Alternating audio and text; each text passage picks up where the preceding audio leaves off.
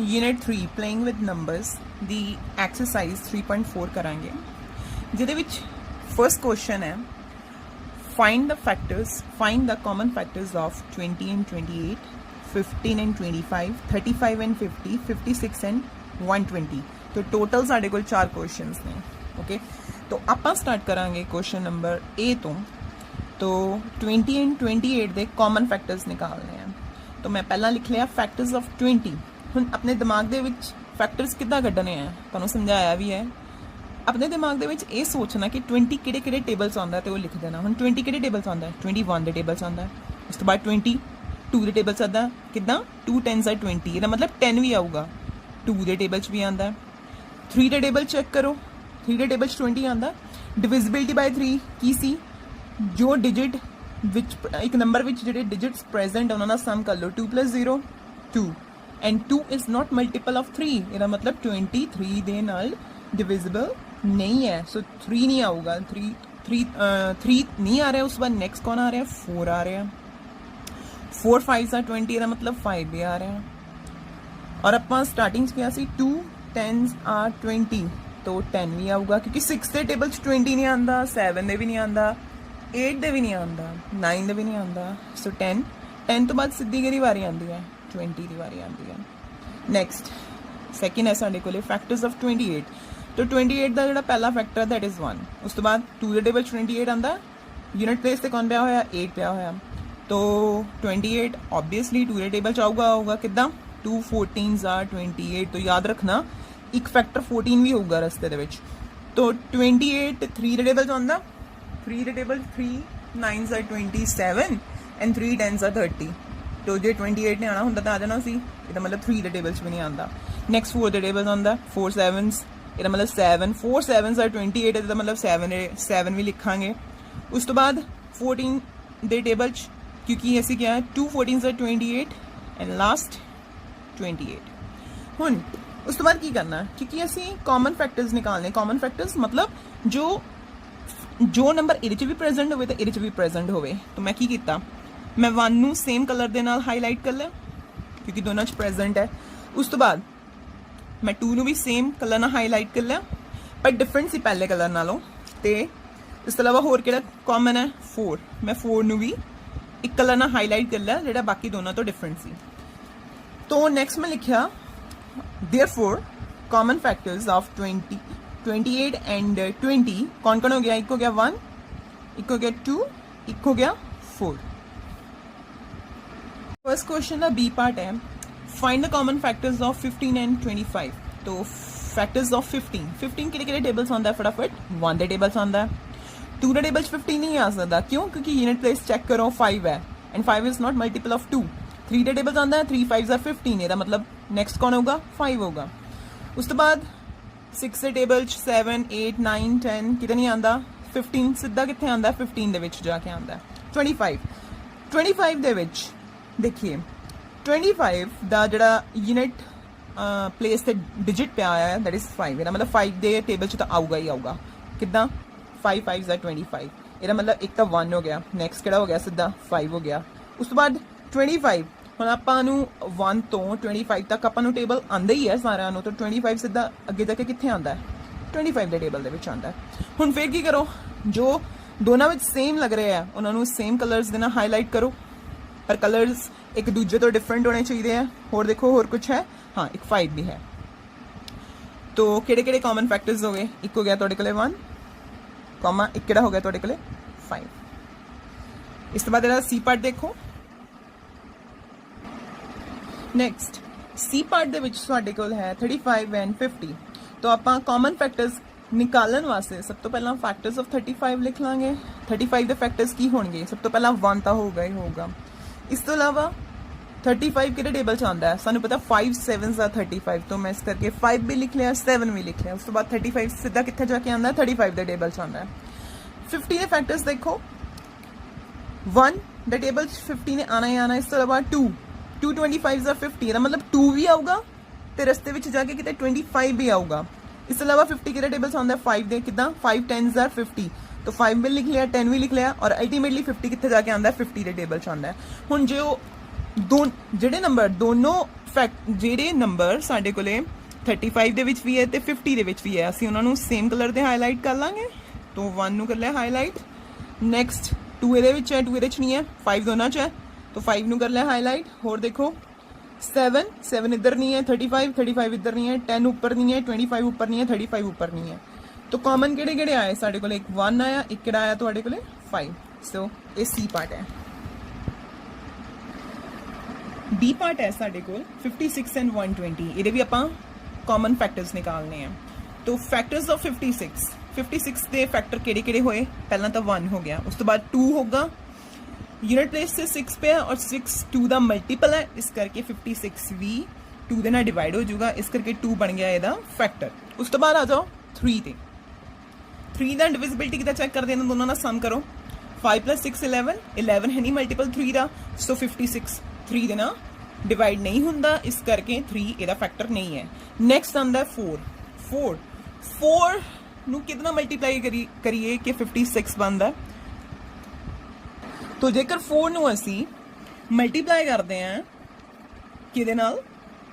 14 ਦੇ ਨਾਲ, ਸਾਡੇ ਕੋਲ ਆਨਸਰ ਆਊਗਾ 56। तो याद रखना एक 4 हो गया, एक रस्ते ਦੇ ਵਿੱਚ 14 ਵੀ ਆਊਗਾ। ਰਫ ਕੰਮ ਕਰਨ ਵਾਸਤੇ ਜਾਂ ਤਾਂ ਤੁਸੀਂ ਇੱਧਰ ਇੱਕ ਮਾਰਜਨ ਛੱਡ ਸਕਦੇ ਆ ਜਾਂ ਆਪਣੇ ਕੋਲੇ ਇੱਕ ਐਕਸਟਰਾ ਪੇਪਰ ਰੱਖ ਸਕਦੇ ਆ। नेक्स्ट 5 क्योंकि यूनिट प्लेस से 5 नहीं है, इस करके अपने को 56 का जो फैक्टर है वो 5 का बिल्कुल नहीं हो सकता। उस तो बाद नेक्स्ट आंदा है 7। तो 7 दे टेबल दे विच 56 आंदा, हाँ बिल्कुल आंदा है। 7 8 56। तो एक किड़ा आ गया अपने को 8 भी आ गया, 7 भी आ गया, 8 भी आ गया। उस तो बाद नेक्स्ट 56 हुण कित्थे आंदा है जाके 14 दे विच आऊगा। उस तो बाद नेक्स्ट 28 ਦੇ ਵਿੱਚ ਆਊਗਾ, ਦੈਨ 56 ਦੇ ਵਿੱਚ 56 ਆਊਗਾ। ਠੀਕ ਹੈ ਜੀ। ਹੁਣ ਇਹ 28 ਦੇ ਵਿੱਚ ਕਿੱਦਾਂ ਆਇਆ?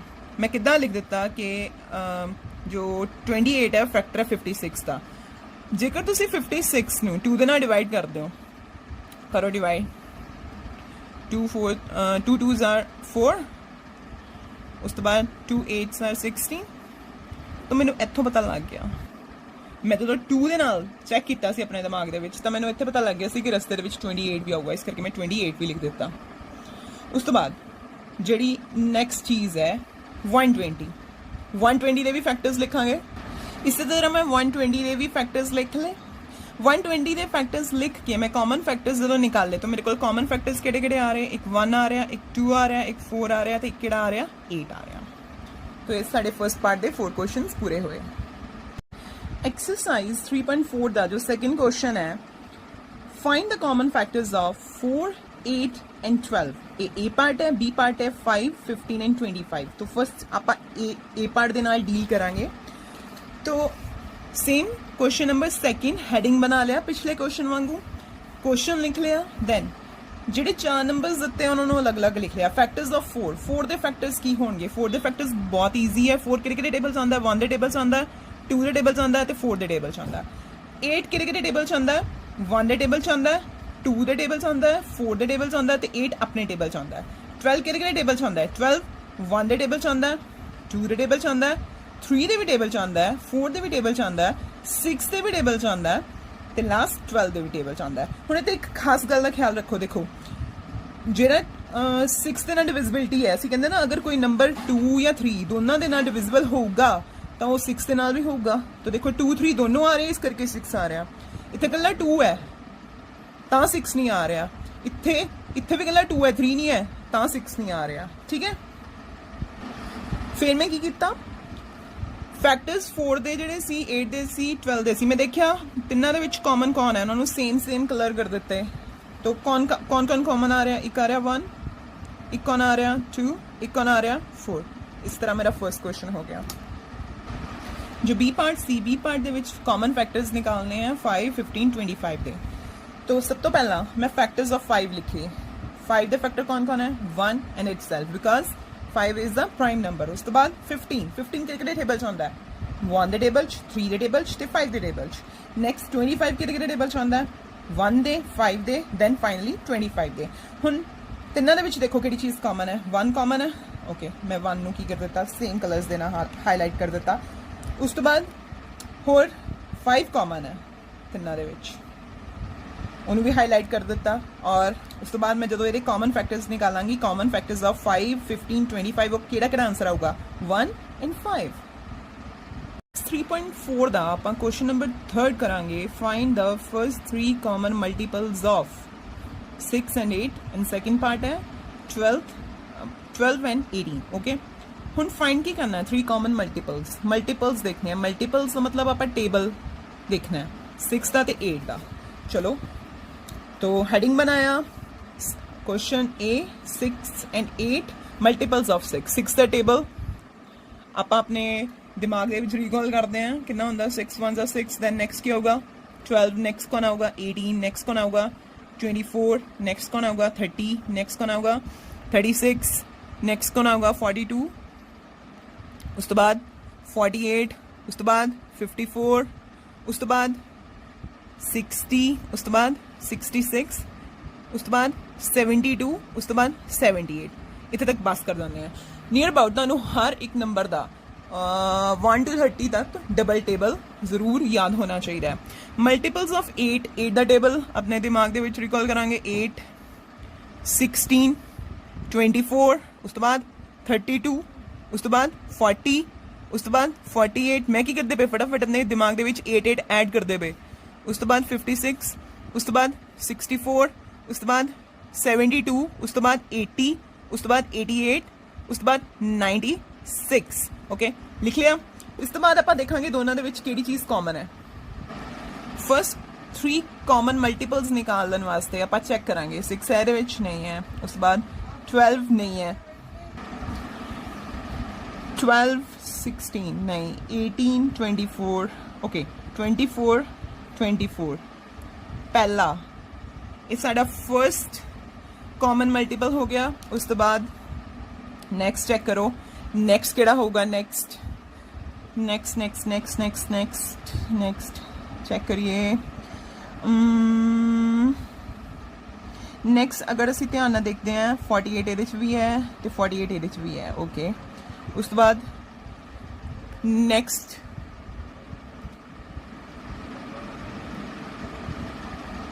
ਨੈਕਸਟ 72 ਇਹਦੇ 'ਚ ਵੀ ਹੈ, 72 ਇਹਦੇ 'ਚ ਵੀ ਹੈ।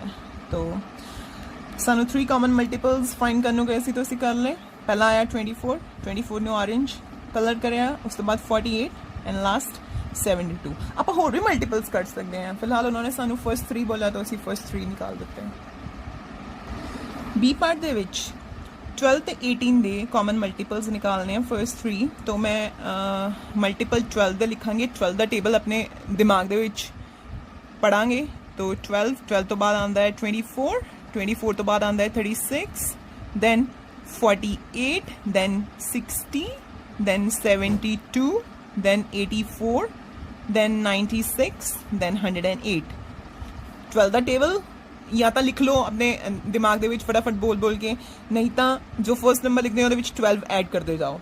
ਉਸ ਤੋਂ ਬਾਅਦ ਮਲਟੀਪਲਸ ਆਫ 18, तो 18 1s are 18 and then 18 2s are 36, 18 3s are 54, 18 4s are 72, 18 5s are 90 and 18 6s are 108। Okay, method रुक जानी है। ਹੁਣ ਮੈਂ ਚੈੱਕ ਕਰਦੇ ਹਾਂ ਕਿ ਮੇਰੇ ਕੋਲ 3 ਮਲਟੀਪਲਸ ਆ ਗਏ। ਫਸਟ 3 ਮਲਟੀਪਲਸ ਜਿਹੜੇ ਦੋਨਾਂ ਦੇ ਵਿੱਚ ਹੈਗੇ ਆ। ਓਕੇ, ਜਦ ਧਿਆਨ ਨਾਲ ਦੇਖ ਰਹੇ ਹਾਂ ਆਪਾਂ ਦੇਖ ਰਹੇ ਹਾਂ 36 ਦੋਨਾਂ ਦੇ ਵਿੱਚ ਹੈ, 72 ਦੋਨਾਂ ਦੇ ਵਿੱਚ ਹੈ, 108 ਦੋਨਾਂ ਦੇ ਵਿੱਚ ਹੈ। ਤਾਂ ਕਾਮਨ ਮਲਟੀਪਲਸ ਕਿਹੜੇ ਹੋ ਗਏ 12 ਤੇ 18 ਦੇ। First 3 common multiples 36, 72 and 108। Question number 4, write all the numbers less than 100 which are common multiples of 3 and 4। 3 ਤੇ 4 ਦੇ ਕਾਮਨ ਮਲਟੀਪਲਸ ਲਿਖਣੇ ਆ ਸਾਰੇ ਦੇ ਸਾਰੇ, ਪਰ ਉਹ ਸਾਰੇ ਮਲਟੀਪਲਸ ਕੀ ਹੋਣੇ ਚਾਹੀਦੇ ਆ 100 ਤੋਂ ਛੋਟੇ ਹੋਣੇ ਚਾਹੀਦੇ ਆ। ਕਾਮਨ ਮਲਟੀਪਲਸ 3 ਚ ਵੀ ਹੋਣ 4 ਚ ਵੀ ਹੋਣ ਤੇ 100 ਤੋਂ ਕੀ ਹੋਣੇ ਚਾਹੀਦੇ ਆ ਛੋਟੇ। ਹੁਣ ਇਸ ਕੁਐਸਚਨ ਨੂੰ ਕਰਨ ਦੇ ਦੋ ਆਪਸ਼ਨ ਹੈ, ਜਾਂ ਤਾਂ ਤੁਸੀਂ 3 ਦੇ ਸਾਰੇ ਮਲਟੀਪਲ ਲਿਖ ਲਓ, 4 ਦੇ ਸਾਰੇ ਮਲਟੀਪਲ ਲਿਖ ਲਓ ਤੇ ਉਹਨਾਂ ਚੋਂ ਕਾਮਨ ਕੱਢ ਲਓ। ਠੀਕ ਹੈ, ਉਹਦੇ ਵਾਸਤੇ ਤੁਹਾਨੂੰ 3 ਦਾ ਟੇਬਲ ਟ੍ਰਿਪਲ ਟੇਬਲ ਲਿਖਣਾ ਪੈਣਾ ਤੇ 4 ਦਾ ਵੀ ਡਬਲ ਟੇਬਲ ਲਿਖਣਾ ਪੈਣਾ। ਇੰਨਾ ਕੁਛ ਨਾ ਲਿਖਣ ਦੀ ਬਜਾਏ ਆਪਾਂ ਇਹਨੂੰ ਇੱਕ ਹੋਰ ਤਰੀਕੇ ਦੇ ਨਾਲ ਕਰਦੇ ਹਾਂ। ਉਹਦਾ ਜਿਹੜਾ ਨਵਾਂ ਮੈਥਡ ਆ ਉਹ ਦੇਖੋ ਆਪਾਂ ਕੀ ਹੈ। ਆਪਾਂ ਕੁਐਸਚਨ ਦਾ ਹੈਡਿੰਗ ਬਣਾ ਲਿਆ। ਹੁਣ ਜਿਹੜਾ 3 ਤੇ 4 ਦੇ ਜਿਹੜੇ ਕਾਮਨ ਮਲਟੀਪਲਸ ਹੋਣਗੇ, ਠੀਕ ਹੈ ਜੀ, ਉਹ ਜਿਹੜੇ ਹੋਣਗੇ they are also multiple of 3 multiply by 4। ਕਿਵੇਂ ਦੇਖੀਏ, ਮਲਟੀਪਲਸ ਆਫ 3 and 4 ਰਾਦਰ ਮੈਂ ਸਟਾਰਟਿੰਗ ਦੇ ਵਿੱਚ ਇੱਕ ਹੋਰ ਵਰਡ ਐਡ ਕਰ ਦਵਾਂ, common. Common multiples of 3 and 4 are the multiples of 3 multiplied by 4 which is equal to 12। मतलब ਕੀ ਹੈ ਇਹਦਾ, ਤੇ 3 ਤੇ 4 ਦੇ ਜਿਹੜੇ ਕਾਮਨ ਮਲਟੀਪਲਸ ਨੇ ਨਾ, ਜੇਕਰ ਅਸੀਂ 3 ਨੂੰ 4 ਦੇ ਨਾਲ ਮਲਟੀਪਲਾਈ ਕਰ ਲੈਂਦੇ 12, ਠੀਕ ਹੈ ਜੀ, 12 ਦੇ ਜਿਹੜੇ ਮਲਟੀਪਲਸ ਨੇ ਉਹ 3 ਤੇ 4 ਦੇ ਕਾਮਨ ਮਲਟੀਪਲਸ ਹੋਣਗੇ। ਇਹਦਾ ਮਤਲਬ मैं की लिखना, सिर्फ 12 का टेबल लिखना है। कितना 12, और टेबल कितने तक लिखना है, 12 का टेबल उतनी तक लिखना है कि वो 100 तो ऊपर ना जाए। तो 12 1s are 12, 12 2s are 24, then 36, then 48, then 12 5s are 60, 12 6 are 72, 12 7s are 84। उस तो बाद आंदा अपने को 12 are 96, 12 8 are 96 and 12 9s ਉਹ ਵੱਡਾ ਹੋ ਜਾਂਦਾ ਹੈ, 100 ਕ੍ਰਾਸ ਕਰ ਜਾਂਦਾ ਹੈ। तो 3 ਤੇ 4 ਦੇ ਜਿਹੜੇ ਕਾਮਨ ਮਲਟੀਪਲਸ ਨੇ ਔਰ 100 ਤੋਂ ਕੀ ਨੇ, ਛੋਟੇ ਨੇ, ਲੈਸਰ ਨੇ, ਉਹ ਕਿਹੜੇ ਕਿਹੜੇ ਹੈ, 12 24 36 48 60 72 84 96। ਤੁਸੀਂ ਕ੍ਰਾਸ ਚੈੱਕ ਵੀ ਕਰ ਸਕਦੇ ਹੋ, 3 ਦੇ ਟੇਬਲ 'ਚ ਵੀ ਆਉਂਦੇ ਆ, 4 ਦੇ ਟੇਬਲ 'ਚ ਵੀ ਆਉਂਦੇ ਆ। एक्सरसाइज 3.4 ਦਾ क्वेश्चन नंबर 5 देखिए, which of the following numbers are coprime. तो साढ़े को एक नवी चीज़ आ गई, coprime numbers. Okay, coprime numbers वास्ते मैं की कीता, 4th क्वेश्चन खत्म होने तो बाद मैं एक अलग तो डेफिनेशन लिखी। 5th क्वेश्चन करने तो पहला को प्राइम नंबर्स पहला डेफिनेशन लिखांगे, the 2 numbers having only 1 as a common factor are called coprime numbers. हुण इहदा मतलब समझो, फॉर एग्जाम्पल मैं तुहानूं 4 ਤੇ 5 ਦੋ ਨੰਬਰ ਦੇ ਦਿੱਤੇ ਔਰ ਮੈਂ ਤੁਹਾਨੂੰ ਕੀ ਕਿਹਾ, ਕੁਐਸਚਨ ਕੀ ਪਾਇਆ ਕਿ ਇਹਨਾਂ ਦੇ ਕਾਮਨ ਫੈਕਟਰਸ ਨਿਕਾਲੋ, ਠੀਕ ਹੈ ਜੀ। ਤਾਂ ਤੁਸੀਂ ਕੀ ਲਿਖਿਆ, ਫੈਕਟਰਸ ਆਫ 4 ਲਿਖੇ। 4 ਦੇ ਫੈਕਟਰਸ ਦੇ ਵਿੱਚ ਅਸੀਂ ਕੀ ਲਿਖਾਂਗੇ, 4 ਕਿਹੜੇ ਕਿਹੜੇ ਟੇਬਲ 'ਚ ਆਉਂਦਾ ਹੈ, 1 ਦੇ ਟੇਬਲ 'ਚ ਆਉਂਦਾ ਹੈ, 2 ਦੇ ਟੇਬਲ 'ਚ ਆਉਂਦਾ ਹੈ ਤੇ 4 ਦੇ ਟੇਬਲ 'ਚ ਆਉਂਦਾ ਹੈ। ਫਿਰ 5 ਦੇ ਫੈਕਟਰਸ ਵਾਸਤੇ ਅਸੀਂ ਕੀ ਕਰਾਂਗੇ, 5 ਕਿਹੜੇ ਕਿਹੜੇ ਫੈਕਟਰ 5 ਕਿਹੜੇ ਕਿਹੜੇ ਟੇਬਲ 'ਚ ਆਉਂਦਾ ਹੈ, 1 ਦੇ ਟੇਬਲ 'ਚ ਆਉਂਦਾ ਤੇ 5 ਦੇ ਟੇਬਲ 'ਚ ਆਉਂਦਾ ਹੈ। ਫਿਰ ਮੈਂ ਦੇਖਿਆ ਦੋਨਾਂ ਦੇ ਵਿੱਚ ਕਾਮਨ ਕੌਣ ਹੈ, ਉਹਨਾਂ ਨੂੰ ਮੈਂ ਸੇਮ ਕਲਰ ਕਰ ਲਿਆ, 1 1 ਦੋਨਾਂ 'ਚ ਕਾਮਨ ਹੈ। ਐਂਡ ਅਲਟੀਮੇਟਲੀ ਮੈਂ ਲਿਖਤਾ common factor of 4 and 5 is only 1. So this is the definition of co-prime numbers. There should be 2 numbers and the common factor should be 1. So in case of 4 and 5 common factor कितना आ रहा है मेरे को 1 आ रहा है।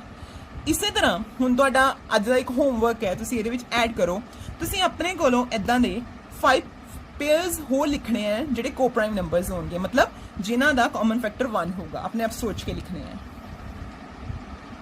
Okay, सो असीं move on करते हैं 5th क्वेश्चन ते, which of the following numbers are coprime. ए है 18 एंड 35। ओके, तो मैं हेडिंग बना लिया, ठीक। उस तो बाद मैं ए पार्ट लिखिया 18 एंड 35। फिर मैं की किया, मैं फैक्टर्स ऑफ 18 लिखे। ओके, चेक करो फैक्टर्स 18 के केड़े केड़े है, मीनस 18 केड़े केड़े टेबल आंदा है, 1 दे टेबल आंदा है, 2 दे टेबल आंदा है, 2 9s आर 18 इससे करके 9 भी प्रेजेंट है, 3 दे टेबल आंदा है, 3 6 आर 18, तो एंड विच 18 दे टेबल आंदा है। 35 केड़े केड़े टेबल आंदा है, यूनिट प्लेस ते 5 पे 5 दे टेबल तो जरूर आऊगा, 1 दे टेबल आंदा है, 5 7s आर 35 इस करके 7 भी लिख लिया एंड अल्टीमेटली 35 लिख लिया। हुण मैं दोनों दे विच कॉमन फैक्टर्स निकाले, दोनों सेम कलर कर लिया, होर कोई कॉमन फैक्टर नहीं है, 1 है, मैं लिख लिया। हुण डेफिनेशन नूं दिमाग दे विच याद रखना, 2 numbers having only 1 as a common factor are called coprime numbers. तो इन्हां दा भी तो कॉमन फैक्टर 1 ही है, इस करके 18 ते 35 की हो गए तुहाडे कोले को प्राइम नंबर्स हो गए। मूव करते हैं असीं क्वेश्चन बी ते, 5th दे बी पार्ट ते। बी पार्ट दे विच देखो 15 एंड 37। 15 किहड़े टेबल च आंदा है, जदों असीं 15 दे फैक्टर लिखने हैं 1 दे टेबल च आंदा है, 3 5s आर 15 एंड अल्टीमेटली 15 दे टेबल च आंदा है। 37 किहड़े टेबल च आंदा है, ये 1 दे टेबल च आंदा है ते 37 दे टेबल च आंदा है, क्योंकि 37 की है मेरे को एक प्राइम नंबर है, prime. Okay, so common factors की आ गए 15 ते 37 दे, सिर्फ ते सिर्फ 1 आ गए। ਸੋ ਇਹਨਾਂ ਦਾ ਕਾਮਨ ਫੈਕਟਰ ਕੌਣ ਹੈ 1, ਇਸ ਕਰਕੇ 15 ਤੇ 37 ਕੀ ਬਣ ਗਏ ਕੋ ਪ੍ਰਾਈਮ ਨੰਬਰਸ ਬਣ ਗਏ। ਸੀ ਪਾਰਟ ਹੈ ਆਪਾਂ ਚੈੱਕ ਕਰਨਾ ਹੈ 30 ਤੇ 415 ਕੋ ਪ੍ਰਾਈਮ ਨੰਬਰਸ ਹੈਗੇ ਆ ਕਿ ਨਹੀਂ ਹੈਗੇ। ठीक है, तो आप की करेंगे फैक्टर्स ऑफ 30 लिख लाँगे। कौन कौन है फैक्टर्स 30 का 1 है, उस बाद नैक्सट 2 भी है, फिर 3 भी है, 4 के टेबल च नहीं आता, 5 के टेबल च आता है, 6 के टेबल च आता है, 6 तो बाद कितने आता है 10 के टेबल च आता है, 15 के टेबल च आता है एंड फाइनली 30 के टेबल च आता है। ओके 415 के फैक्टर्स लिखने हैं। ओके 1 के टेबल च आता है, 1 के टेबल तो बाद जोड़ा 415 है चैक करो कि टेबल च आऊगा। 3 ਦੇ ਵਿੱਚ ਚੈੱਕ ਕਰਨ ਵਾਸਤੇ ਆਪਾਂ ਇਹਨਾਂ ਦਾ ਸਮ ਕਰ ਲੈਂਦੇ ਆ 5 4 + 1 5 + 5 10 10 3 ਦਾ ਮਲਟੀਪਲ ਨਹੀਂ ਹੈ ਇਸ ਕਰਕੇ 3 ਦੇ ਨਾਲ ਤਾਂ ਨਹੀਂ ਨੇ ਡਿਵਾਈਡ ਹੋਣਾ।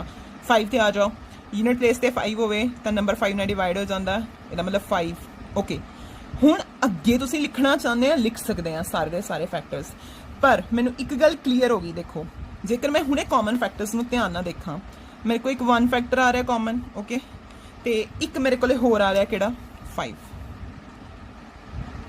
ਮੈਨੂੰ ਕਿਹੜਾ ਚਾਹੀਦਾ ਸੀ ਸਿਰਫ 1 ਚਾਹੀਦਾ ਸੀ, ਪਰ ਕਿੰਨੇ ਕਾਮਨ ਫੈਕਟਰ ਆ ਗਏ।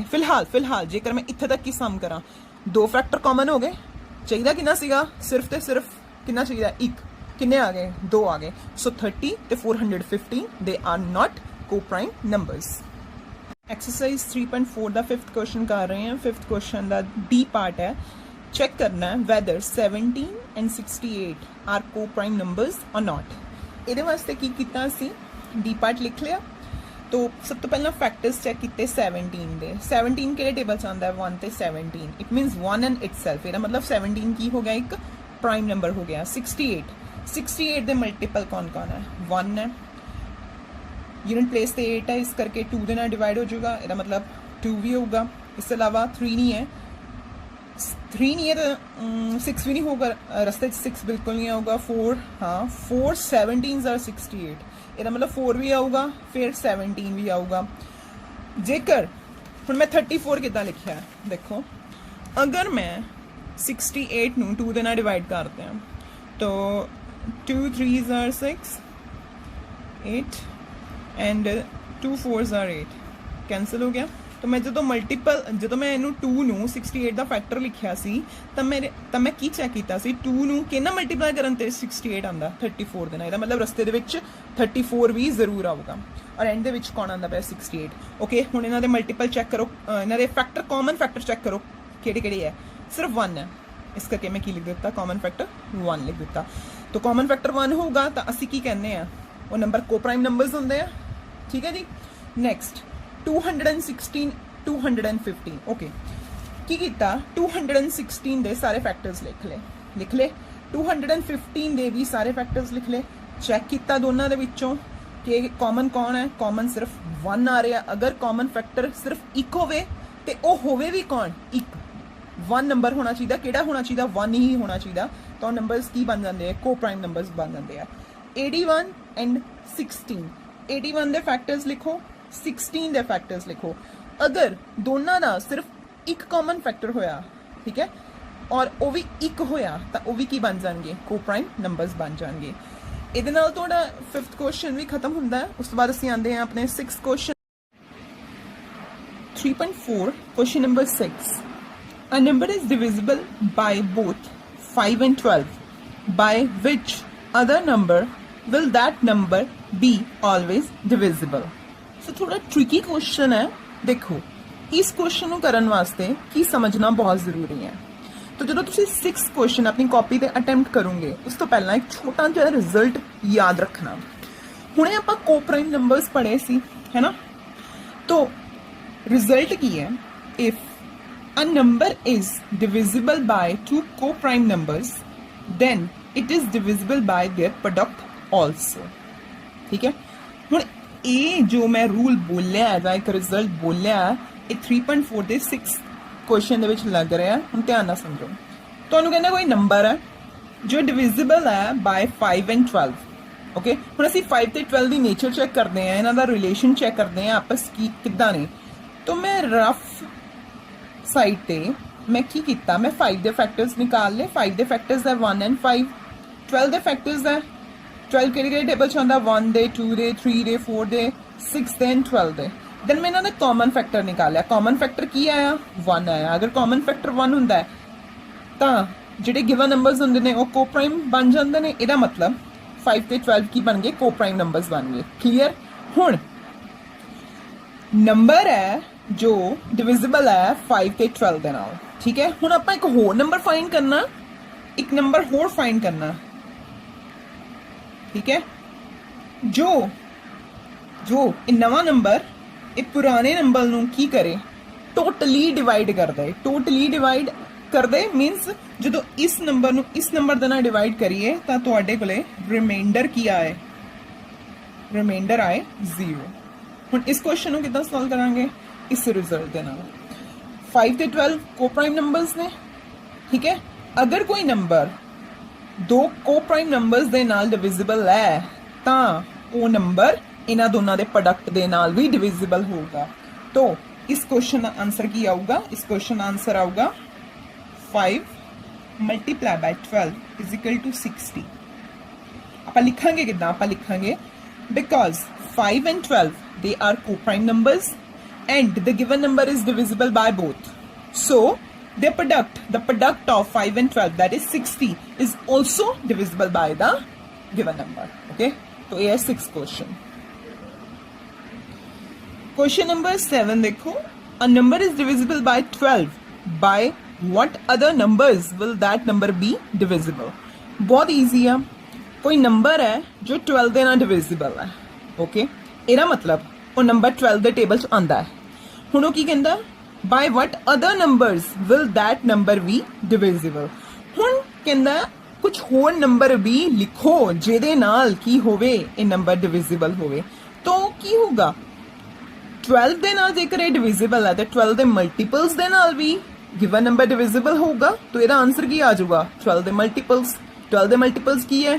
24, 36, 48, 60, 72, 84 एंड सो ऑन। सारे की है 12 ਦੇ ਮਲਟੀਪਲ ਹੈ। तो ਇਹਦਾ ਆਨਸਰ ਕੀ ਆਣਾ ਹੈ? 12 ਦੇ ਮਲਟੀਪਲ। ओके, 12 ਦੇ ਮਲਟੀਪਲ ਲਿਖਣੇ ਕਿੱਥੋਂ ਸਟਾਰਟ ਕਰਨੇ ਆ? 24 ਤੋਂ ਲਿਖਣੇ ਸਟਾਰਟ ਕਰਨੇ ਆ। Okay, so this is whole 3.4।